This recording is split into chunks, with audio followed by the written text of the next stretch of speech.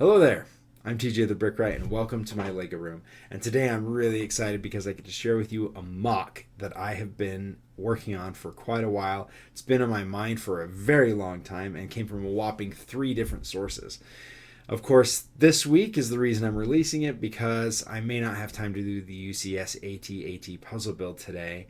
And I wanted to make sure that you had something to watch and something to entertain you, and I thought this is the perfect way to do it.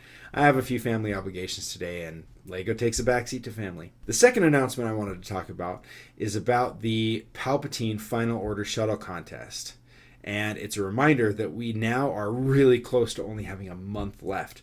The contest ends. The last available time for submissions is July 9th. So make sure you're getting those builds finalized and get them over to me as soon as possible. I'm going to start releasing some images and sharing some of the awesome builds that are out there, hopefully starting in the next week or two. So get those entries in and we're going to go ahead and start sharing those with the world. And now for the MOC. As I usually do, I went searching online for Star Wars spaceships that somebody didn't like. Whether it was the worst spaceships, the dumbest looking spaceships, or my least favorite Star Wars ships. There's always something to spark creativity as you look through other people's opinions and lists. However, it turns out that I've already redesigned a bunch of the usual suspects on these lists, and I couldn't find much in the way of inspiration. It wasn't until I came across a list of the weirdest ships that I found one that I was looking for, the TIE Predator. I know some of you love this thing, but for me, it just hits all the wrong notes.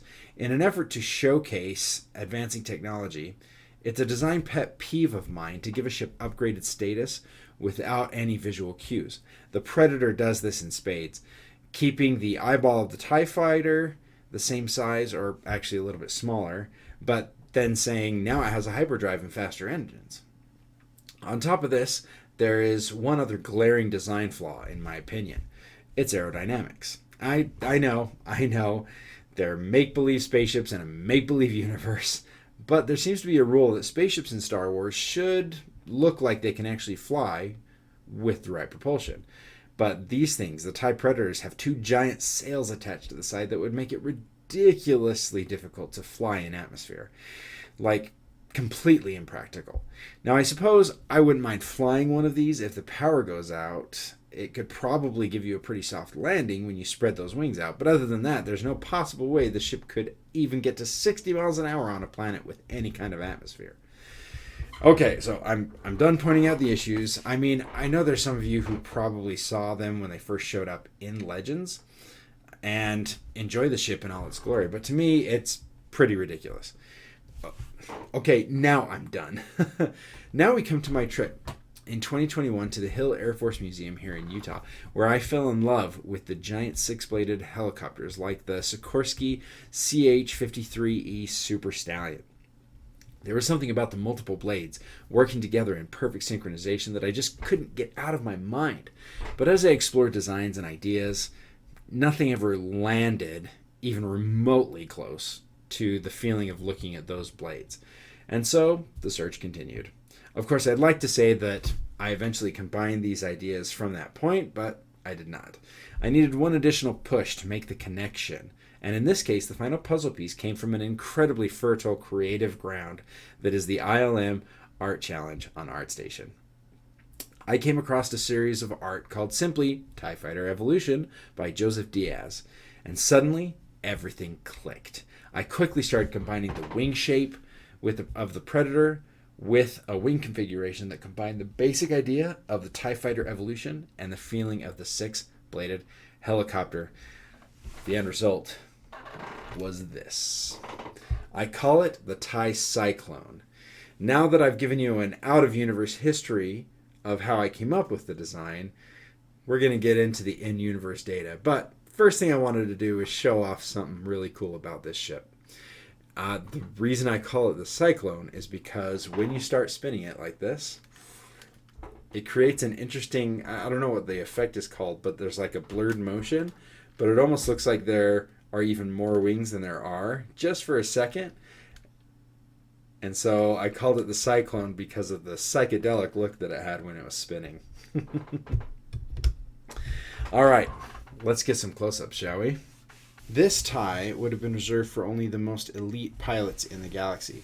I imagine that after the loss of Grand Admiral Thrawn, many of the remaining Imperial leaders began their own tie improvement projects, trying to kind of steal his thunder.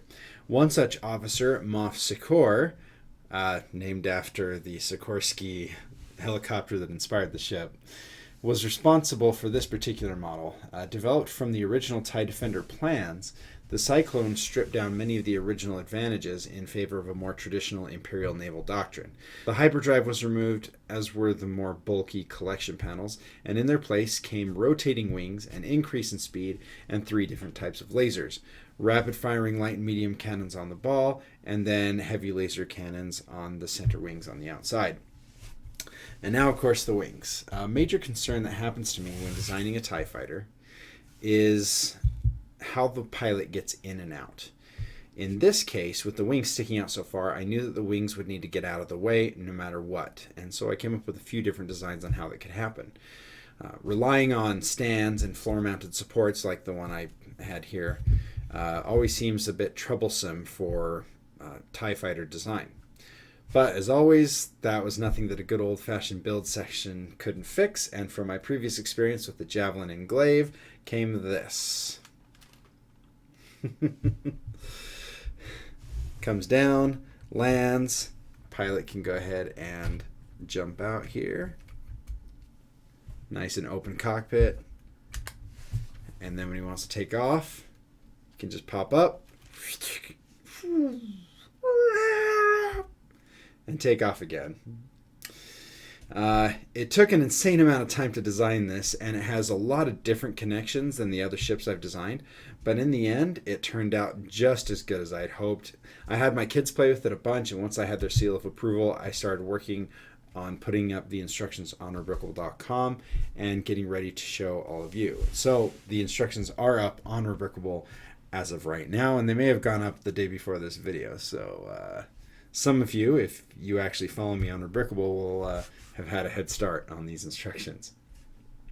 A couple of notes on the design. The wings were some of the first things that I built. Not the mechanism, but the wings themselves. I knew that I wanted a smaller wing design than the concept art, and I also wanted something more along the lines of the TIE Predator. It took a surprisingly short amount of time to get the outer lines, the borders of the wings to work. Let's flip it like this to get a better straight on look at them. The initial versions, the 4 outer wings that rotate, actually turned out really well, and the outer border went together really fast. But the 4 outside and the 2 inner have different construction methods because of how they attach to the ship. And so it took quite a little bit of redesigning to get that center one in, but in the end it worked out really well. The rotation mechanism was rebuilt the most amount of times, and even when I was building the instructions, I tried a couple times to modify and improve it. There are still a couple parts and pieces of it that I don't like, but at some point you get diminishing returns if you keep trying to build and redesign, so that's where I got to with this one.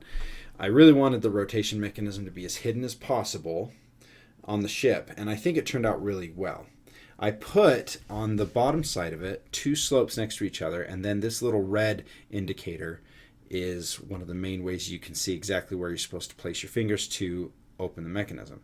So for me, I use my middle finger while I'm holding the ship from the back end, and I stick my middle finger right in the slot right between those 2 pieces right there, and then you just pull it back, boop, and it generally, for the most part, will move and get the outer wings right in line with the center. You can pull it hard enough to overcorrect just a little bit.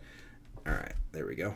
So you can see it's just a little bit off on this time, but you know, you fiddle with it a little bit, it'll go right straight, and over time you'll be able to get it in the first try every time. But the most important part for me was making sure that when you pushed it in, it went directly vertical every time. So even if when it goes to landing, it can sometimes get a little fiddly, but then you can set it down and level it yourself if you want. But then when it comes up, you can just push it right in, and then you're good to go. So again, I'll go ahead and show you that from this end. You just pull that back, and then you grab the back end and push it all the way in, and you're good to go. And now for my newest technique that I've been doing with Lego. If you watch the video for my Venator A-Wing MOC, you may have seen a technique of building around a center plane of bricks, putting studs on top and bottom from the center. Here I did a very similar technique, except I actually used Technic and regular bricks and built outward to form the bubble section of the cockpit.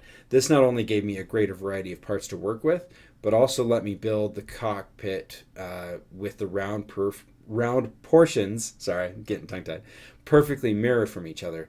And it worked out perfectly except for one place, and that's just where the slide mechanism is. You can see that the studs are on the bottom except for the slide mechanism itself. And I think you can even see it if I pull it out.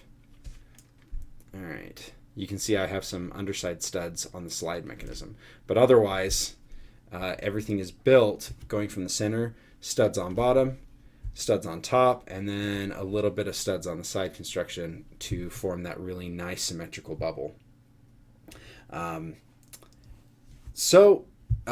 also wanted to let you know the stand is also included in the instructions, so you can actually get it on display in that position, or you can go ahead and show it, display it landed, whichever way you want.